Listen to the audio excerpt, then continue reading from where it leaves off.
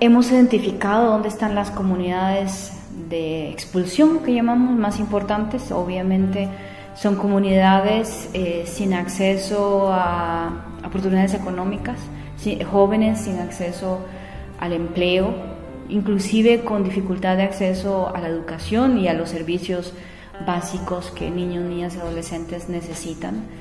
El perfil en general, lo que hemos visto es jóvenes, la mayoría están entre 14 y 17 años, la mayoría son varones, pero con un aumento importante también de chicas muy jóvenes que están saliendo. Estoy hablando de niñez y adolescencia acompañada y no acompañada. Entonces, en resumen, la mayoría son adolescentes, la mayoría provienen de comunidades en situación de marginalidad, rural y también urbana. Por ejemplo, si nos vamos a Guatemala, muchas de zona rural. Si nos vamos a El Salvador, que es un poco más chiquito, algunas de comunidades más urbanas. Y en el caso de Honduras hay mucha variedad, porque tenemos mucha migración desde San Pedro Sula, que es la segunda ciudad más importante, pero también de algunas zonas rurales. Entonces, en el caso de Honduras es un poco más mezclado. Bueno, el destino clásico es Estados Unidos. No digo que sea en su totalidad, pero obviamente la construcción de familias transnacionales jala a los chicos y las chicas. Entonces muchos obviamente van a sus familiares donde están, y la mayoría, ya sabemos, están en Estados Unidos. Algunos probablemente se quedan en México. Hay población, por ejemplo, de niños, niñas, adolescentes indígenas guatemaltecas que se quedan en México y que su visión no es Estados Unidos, pero sí en su mayoría Estados Unidos es el polo de atracción más importante para la migración centroamericana.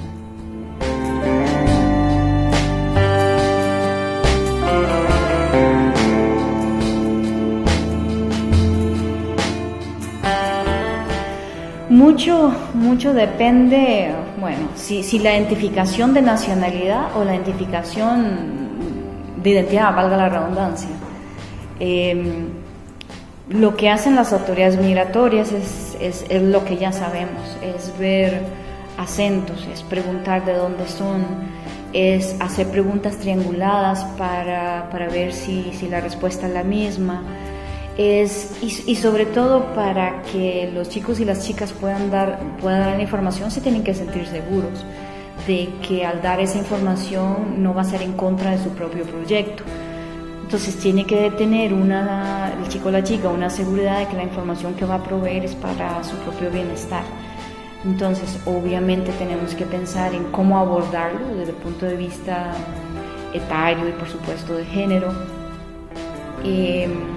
Generalmente lo que se le hace también es preguntar diferentes nombres para ver si dan el mismo nombre o no. Es complicado, la identificación de ellos es muy complicado porque ya se sabe que van cambiando de nombre. El problema es que obviamente a veces se les olvida.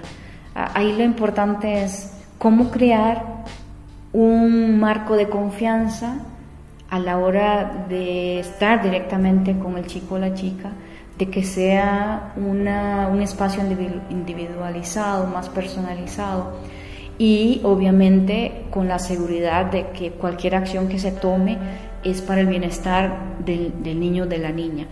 Y si es real esa garantía de que es para su propio bienestar, el niño o la niña lo van a saber, lo van a sentir. Entonces lo importante es pensar en cuál es el interés superior de ese niño, de la niña o adolescente, y siempre tomar en cuenta de que cualquier acción que tomemos es con ese objetivo.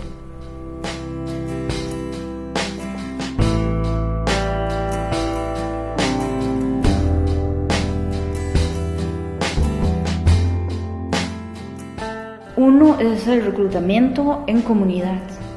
Si sos una persona, por ejemplo, que ya tenés tus padres en Estados Unidos, o mamá o alguien muy cercano, ya, y que hay alguna intención, que ha manifestado alguna intención de querer viajar, algún coyote o algún tratante ya se habrá enterado, y entonces el reclutamiento puede darse en la misma comunidad a través de lo que ya sabemos. Puede ser un amigo cercano, puede ser una promesa de un noviazgo, y obviamente las promesas que ya sabemos que se hace para incautar y para reclutar a víctimas de trata. Los coyotes y los tratantes a veces ni siquiera tienen que trabajar en las comunidades. Ellos operan también en los flujos masivos, donde van las corrientes de migrantes, y donde ellos y ellas identifican a los chicos y las chicas. Obviamente es presa fácil. Principalmente si ellos han tenido obstáculos muy grandes. Entonces se dice, bueno, mira, te dejó botado aquí el coyote, o no te ha ido tan bien, no te preocupes, yo te apoyo, yo sí te voy a dar lo que yo te prometí, es más, ni me tenés que dar absolutamente nada. Y ya sabemos cuáles son las formas en que los tratantes actúan y reclutan. Entonces, yo diría que son los dos tipos: reclutamiento en comunidad y reclutamiento en ruta migratoria. La principal es la explotación sexual, obviamente. Cuando hablamos de niñez y adolescencia, es más que todo explotación sexual. Si hablamos de personas adultas, no necesariamente, principalmente si incluimos varones. Pero sí también hemos visto explotación laboral en flujos migratorios de niños, niñas y adolescentes, donde los tratantes los ponen a trabajar en restaurantes, los ponen a trabajar en las ventas en las calles, los ponen inclusive en la mendicidad. Entonces es una variedad, pero diría que en términos de niñez y adolescencia, la mayoría va a ser trata para la explotación sexual. Interesante, porque eso va a depender de la edad, obviamente. Probablemente es más probable que una niña de 14 sea víctima de trata que una niña de 8. Eso no significa que no exista, pero la probabilidad es mayor. O una niña de 17.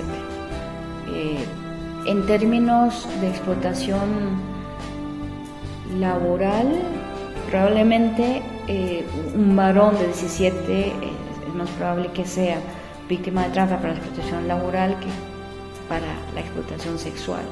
No digo que es imposible, digo que esa es la norma. Entonces, en términos de etnia, lo que más conocemos es que las poblaciones indígenas, principalmente de Guatemala, sí son sujetas a explotación, ambos, sexual y laboral.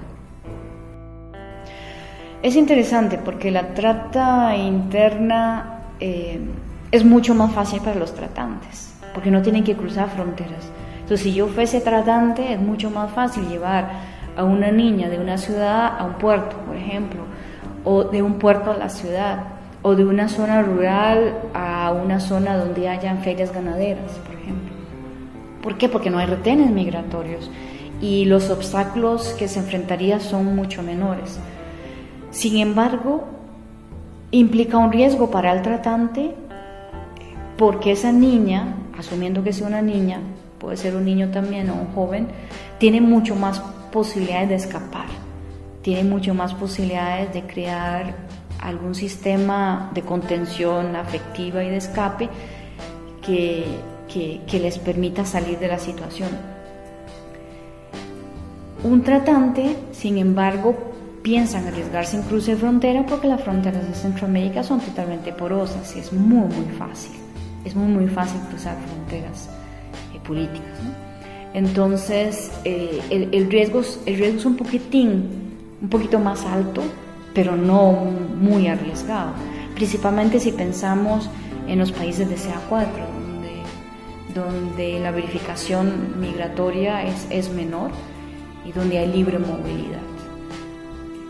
Ahora, hay un beneficio de la trata internacional o externa, que es que es mucho más fácil hacer cautiva a una persona si está fuera de su contexto normal, estando en otro país. Desde el punto de vista psicológico es una afectación mucho mayor que estés en tu país, y eso pasa para cualquier persona.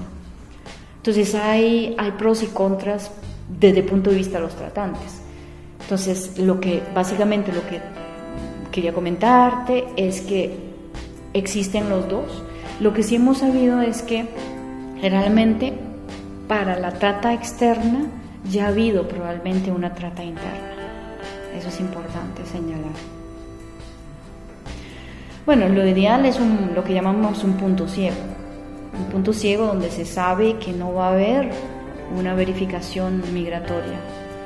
Y obviamente tenemos más puntos ciegos que puestos oficiales en Centroamérica. Si la logística no le permite, es muy probable que haya pagos a funcionarios, y eso no es nada nuevo.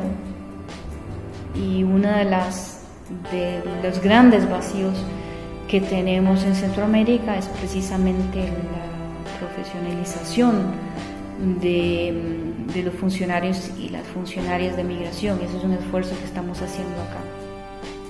Entonces, las dos vías. Ahora, puede ser que no haya necesidad de pagar a alguien, puede ser que lleves un documento falso también. Entonces, cuando las fronteras son porosas y cuando las necesidades tecnológicas en nuestras fronteras son tan grandes, es muy fácil trasladar inclusive a través de las fronteras a los chicos y las chicas. Sí tenemos indicios.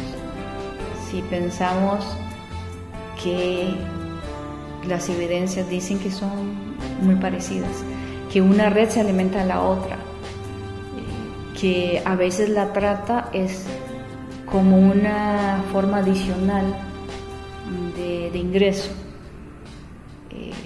y por qué no, es muy productivo desde el punto de vista financiero. Entonces las bandas del narcotráfico, y eso hay evidencia, también operan, si es que no ellas mismas, con las bandas de trata de personas. Se alimenta un delito del otro.